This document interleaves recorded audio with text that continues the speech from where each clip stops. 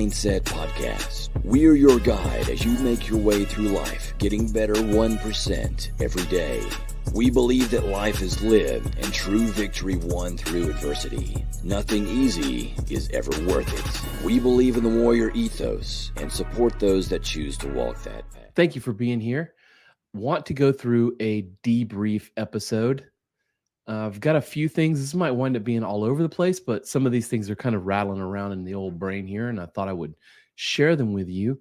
And as always, the mission here is to try to make something useful out of the trash pile that is social media. So we try to pull something out and learn from it or grow from it or something. So that's the idea. So let me get started here and pick one of these things to share with you. This one, let's play it. Deep work. I think it's a critical behavior for success in any sort of non-trivial knowledge work. It's the ability to give each thing attention until you reach a stopping point. So it can be your full cognitive context is the thing you're working on. This is how you unlock the full potential of your brain, avoid fatigue, avoid anxiety. One thing at a time, giving each thing its attention due. So that was something that I was just listening to from another podcast. I forget what it's called. It was Chris something. Let me see if I can look it up here. So I found it super, super fascinating. It was with that guy and Alex Hormozy. And, you know, I have some opinions about Alex Hormozy, but, you know, take him or leave him. But it was that if you want to be successful, you really truly need to dial into one thing. You know, you've got to focus on something for a set period of time. So he was, you know, Alex was talking about, you know, early on, well, he was sort of saying that he's able to, like his superpowers, he's able to focus for like 6 hours, which, you know, I don't know about all that, but what he was talking about was that early on he struggled. So he would think that he would be spending like 8 hours or so working, but in reality, you know, he would really be spending about 3 with, you know, the other 5 was like looking at the internet and talking to people and stuff like that. So he wasn't really getting the, you know, full breadth of what he wanted to out of, you know, his workday. So I found that, you know, YouTube short about deep work, and it's super fascinating to think about, you know, do you have the ability to really focus on something, you know, can you do that? Do you work in an area which lets you do that? Or are you sort of forced to, you know, jump around all day? You know, I have the luxury of, I can come in early in the morning and, you know, focus for a couple of hours on one task. And I do think that that's part of why I'm able to get things done as compared to some other people that I watch working that sort of struggle finishing tasks, you know, focusing. You can only do one thing at a time. And, you know, you could think you're a good multitasker, but the human brain really can't multitask. It just has to do one thing at a time. So this next one here, let me share this this next one. I'm going to go with a tab here. Let's see what I've got. This one, another Mark Manson. I always love his things. And this one is about, are you an expert or are you just bullshitting yourself? I'll read it. Expertise makes something complex appear simple and intelligible. Bullshit makes something simple appear unnecessarily complex and unintelligible. Expertise creates value for people who don't know better. Bullshit extracts value from people who don't know better. You know, this is cool because this is a new, not new for me, thinking about it this way, but putting it in this lens, and I can put it in this like Mark Manson lens, and it's going to help me sort of run things that I'm saying to, you know, clients. That is this lens that, are you bullshitting? Are you selling? Are you making something look better than it is or whatever for your sake or for the sake of, moving the ball? Or are you really an expert in talking about the thing from a level of expertise that you've developed? I sort of pride my work when I want to consider something that I've done successful. I will often think that it is minimal. And when I say minimal, I mean in the term of minimalism. Like I kind of value that, like in art, in design, in communication.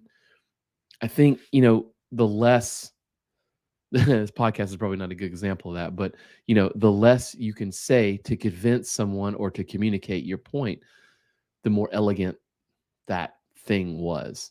And I think that's what he's getting at here is, the true expert can take something complex and make it look easy to understand, but if you're taking something that, is easy and you're making it sound complex because you're trying to puff it up so that you can sell it for more money or convince someone that you're smarter than you are, and you're using, whatever, use this term bullshit, what are you doing? And I like that. And I like to use that. I'm going to use that as like I said, sort of a lens as I'm communicating to people about, what I do for a living. Am I taking something that's hard to understand and simplifying it? Or am I making something simple and complicating it? Let's move on. This other thing here, I've been coaching a couple of people on this, and until I came across this post, it solidified in my brain when I came across this, and I was able to communicate. And that's this all or nothing mindset in this context, fitness, but it goes with everything. Okay, so what is an all or nothing mindset? The idea that everything fits into rigid categories, either one way or the other, with no nuance, like black or white, right? It appeals to your brain because it makes things seem simple, clear cut, and easy to put into boxes. On the surface, it makes it look like decisions will be easier, but it leads to rigid thinking. Okay, dichotomous, binary thinking, zeros and ones, black and white. So here's some examples from her post. Steph Goudreau. This workout isn't long enough to count for anything. I didn't hit a PR. I'm such a failure. That work meeting spilled over into my training time. The whole session is ruined. So why do it at all? There's no point in doing it if I can't do it perfectly. I didn't hit my, goals yesterday. So I'll just start again later, blowing the rest of the day away. Had to skip a training session this week, and now I've messed it all up. I have to start all over again. So these outlooks, and I have a couple of people that I train that, let's just look at the fitness principle. So we'll have a specific workout, and it's part of the weekly cadence of workouts as part of the system. And the workout is it's CrossFit based, but the workout's like 15 minutes. But they'll feel like, well, I didn't move for 40 minutes, so therefore I didn't get enough out of it. But at the same time, completely missing the approach that was explained. This 15 minutes is like a sprint. You have to move fast. You're going to move with high intensity through the whole thing, which, they don't. They move like it's a 40-minute workout. And so, one, they're missing the point. And two, they're sort of stuck in this all or nothing thing that they have to do it like they've done it every day, or it's not going to be good. That's a struggle. Another one is, letting other things affect what you're going to do and therefore throwing it out. Like the one example, that work meeting spilled over to my training time. My timing is ruined, so I'm not going to do it at all. What to do instead? Get more aware of the words you're using that may indicate all or nothing thinking, right? You have to, and then this other one, shift binary thinking by brainstorming third options, right? So if you are a person that's sort of all or nothing, like let's say you did a work, and I have, this is another one where you have a workout and that person didn't do things as fast as they estimated before they started, so therefore they consider themselves for that day in that workout a failure. You're not. You came in and you worked out. You did the thing. You got value out of it, whether you believe it or not, because of your binary thinking. You need to start considering that third option, which is like, 1, 100%, 2, I didn't quite get 100%, 3, I still did the thing and I got something out of it. It might have been 90%, right? So that is still a success. It doesn't mean because you didn't get the 100%, it's a zero sum, right? That's not how life works. And then, the last one here is creating goals that focus on progress, not just the outcome, right? So, specifically when it comes to fitness, any progress is good progress. You're not going to make all your progress at one time. The same goes for business. The same goes for work. You're not going to make all your goals at one time in one day. It's going to take time. So you can't look at it as a zero sum game. Sometimes you can, maybe payday. Payday's a zero sum game. You either get paid or you don't. But I mean, the things you do to get there, not really. All right, let me get this other one in here. And I want to talk about this one. This one is definitely not, let's say, why everyone. Yeah, here we go. Let's see. Chrome tab, why everyone. All right. This one's definitely not in the necessarily the same line here as thinking, but I find it interesting just as well. Is an art. Brazilian Jiu-Jitsu isn't so much fighting someone. It's almost like having a dance with someone. A little bit more potentially aggressive, but you're both putting trust in each other. You're both partaking in the same rule set with the same outcome. And it's the only martial art where there's no striking. I hate striking. I don't like punching. I don't like being punched. And if we looked at other martial arts like boxing, 99% of your time as a boxer, you're not hitting someone, you're hitting bags and pads that imitate someone.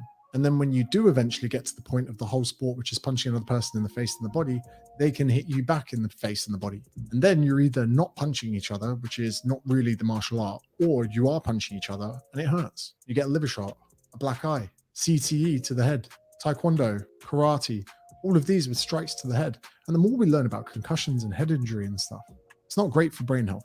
And you're going to be limited to the... He's just kind of going off about head injuries. This is James Smith, and I really like his content. He's really great. I don't know if you've come across him or not. He's really in depth about the way he explains fitness and his approach to fitness and everything. I will say that this one in particular angers me, though. What I don't like is when, someone is making a comment. He's comparing jujitsu to striking, right? And he's taken up jujitsu. I don't know what rank he's at. He's like a purple belt or something, which is cool. I've trained both for a long time, and I've always gotten more injured doing jujitsu than I have the other part, the striking. I don't know that, I don't know his full extent of his experience, but I feel like this one is particularly talking about something that he doesn't have a ton of experience in.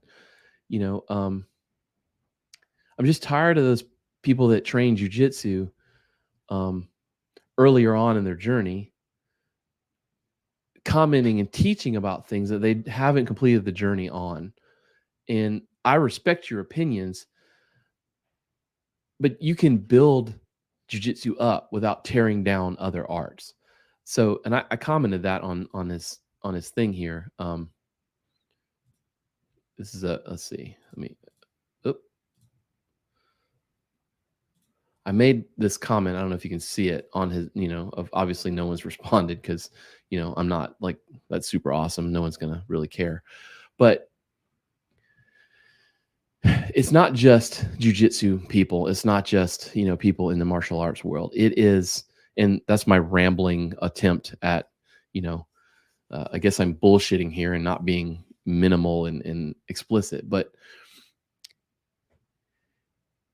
being an expert in something doesn't, it's not just that you know a lot about it. Okay. It's that you have, being an expert involves this idea that you have completed some set of a journey. Okay. You've seen something through. And, you know, we can debate black belt all we want. Black belt is generally considered a decent part of a journey. Okay. You know, it's not the end all be all, but it is, you know, 0 to 10. Okay. Or 0 to 100, whatever scale you put it at. You have seen something through, particularly in Brazilian Jiu-Jitsu. It can take you 8 to 10 to, you know, 15 years or whatever to get to your black belt. Someone who's sort of mid-level making commentary about how it is such a greater thing than other things.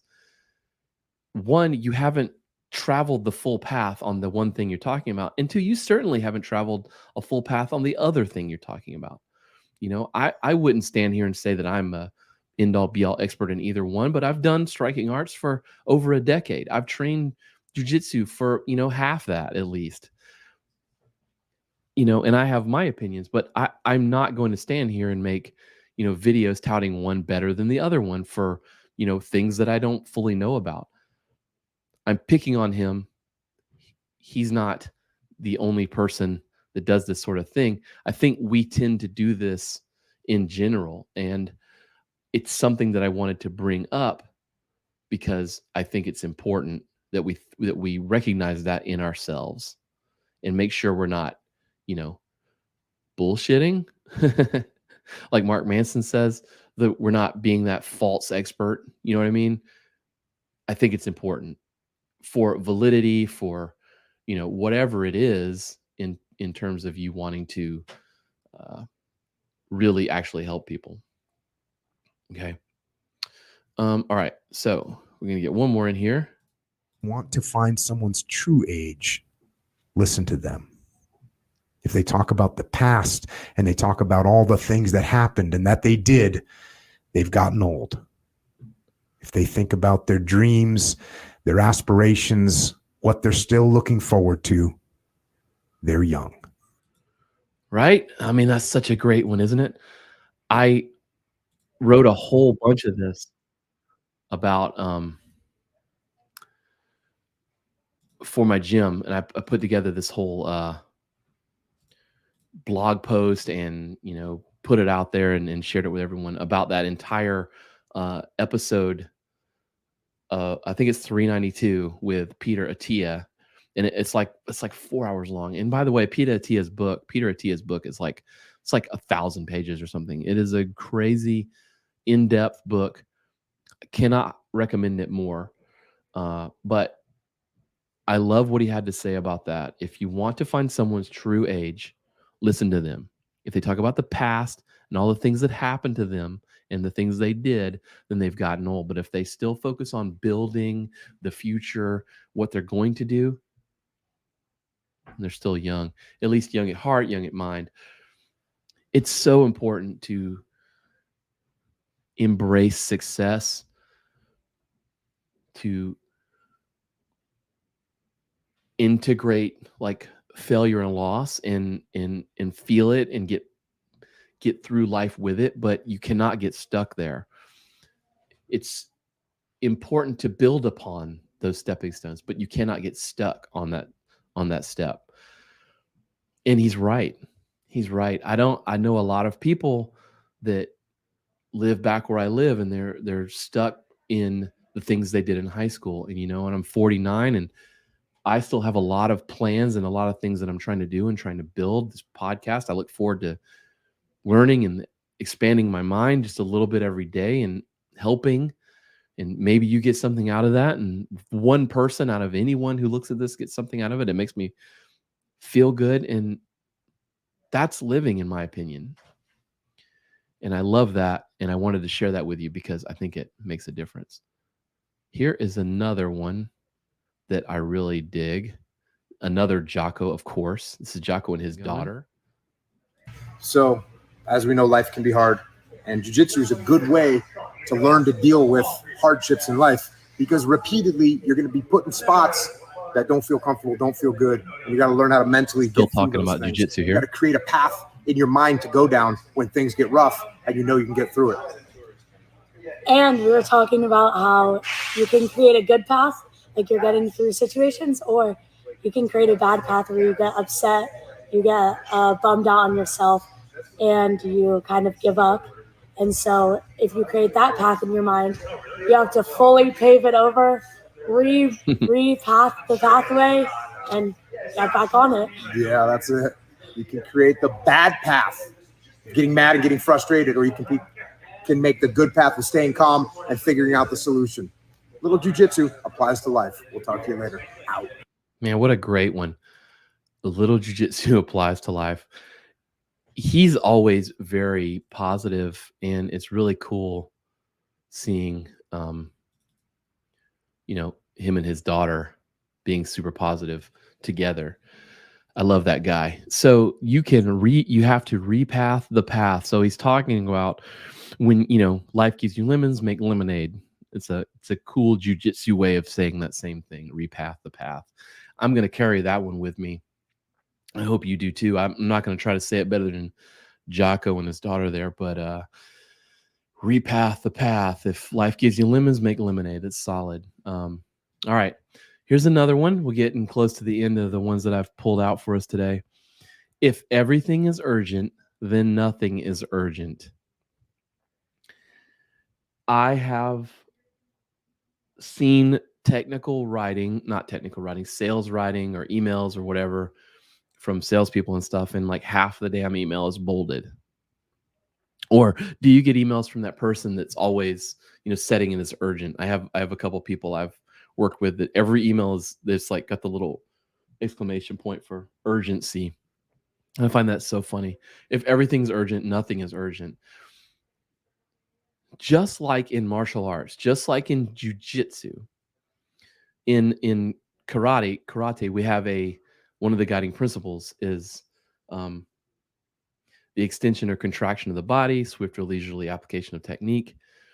And it's talking about rhythm, and in jiu-jitsu, you have to know when to be strong and fast, and you have to know when to be relaxed and move slow. And if you're always doing one or the other, your opponent can control you. But if you use that rhythm, if sometimes things are urgent and sometimes things aren't, if sometimes things you use your strength and sometimes you are feeling and receptive to energy before pushing energy back, then you can win.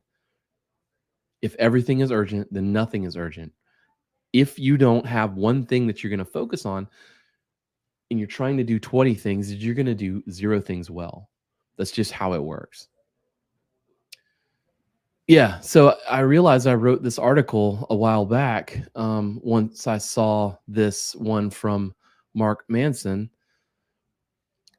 Recently, someone said to me, strictly speaking, I don't believe in luck. And it got me thinking.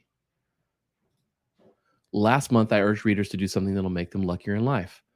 And some dude said he doesn't believe in luck. Luck is a concept that we humans have developed to explain why we aren't successful or why other people are. You mentioned luck being created. While I get the essence of what you're saying, blah, blah, blah, blah, blah. So what he's saying is that, luck is a circumstance of doing things that moves the needle towards, whatever you want to be successful.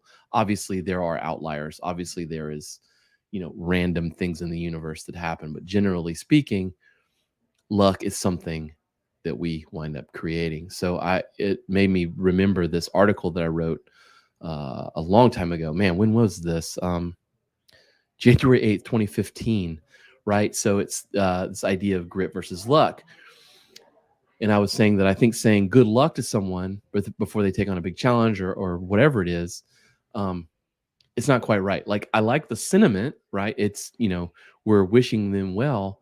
But, oftentimes something like don't quit or don't give up, saying that luck has anything to do with your success, it just doesn't feel right. You mean, like Was I lucky to pass that test? No, I studied. I worked my ass off to get there. I earned it, you know? And yeah, so that's what this is about. I'll link this back up, and I thought it was pretty interesting. I don't know that I've followed through with this. I still say good luck to people, but you know, I think the sentiment's still there. So yeah, thoughts lead to purposes go forth in action, actions form habits, habits decide character, and character fixes our destiny. From Triad Edwards, and I fully believe that. And then the last one, and I don't know how, this quote, I will definitely end with this quote. I think it's pretty solid. You will continue to suffer if you have an emotional reaction to everything that is said to you. True power is sitting back and observing everything with logic. If words control you, that means everyone else can control you. Breathe and allow things to pass. Immortal words of the late and great Bruce Lee. We've heard lots of play on this from, you know, like Mike Tyson has a cool, there's a cool podcast he was on, goes around the internet on Instagram and stuff a lot of times, where he's talking about he can't let someone make him angry, because when they make him angry, they control him. It's so true. That same podcast earlier with Chris Wilkes, I can't pronounce his last name, modern motivation or something like that, with Alex Hormozy. They were talking about this very same thing, and Alex had a whole 10-minute, 15-minute thing about how he realized that the anger he felt towards his parents judging him, he was giving them control. He was actually giving them control. So, you know, you bring that girl home, you bring that boy home or whatever, and your parents don't approve of them and you get angry, you're giving them that control. They're actually controlling, you know, who you are wanting to spend time with and see. And you need to keep that control within yourself. So you will continue to suffer if you react emotionally to all of that stuff, right? The true power is when you can sit back and just say, okay, and so what? You know, if someone disagrees with you, are you going to spend, well, if someone's going to disagree with you over something that really doesn't matter, are you going to spend all your time trying to convince them? Or, you know, is your time better spent just shutting that down and moving on? It's a good question. Something I think you have to weigh constantly in you know, your personal and your business world and stuff like that. So I hope you get something out of that. That was a little rambly. Again, debriefs can kind of be that way because it's just stuff on the internet that I picked up over the past couple of weeks. Love these things. I'm going to post all these links to all these things in the blog post that goes along with the podcast, so you can go find them yourselves and bookmark them, and, you know, follow the people who put them out there. You know, they put out good stuff all the time. If you like this kind of stuff, send me some things that you find that you think are helpful, that helped you, that you think might be worth me taking a look at and sharing. I would love to do that. You can do that through the podcast itself and Spotify, or go to the Warrior Mindset website. There's a place to submit some things. Would love to hear from you. Share the show. You know, if you're listening on YouTube, like and subscribe, please. If not, you know, pass it forward, send it to someone you think might, you know, like to listen to goofy stuff like this that I like to share. Until next time, thank you so much. Get after it, y'all.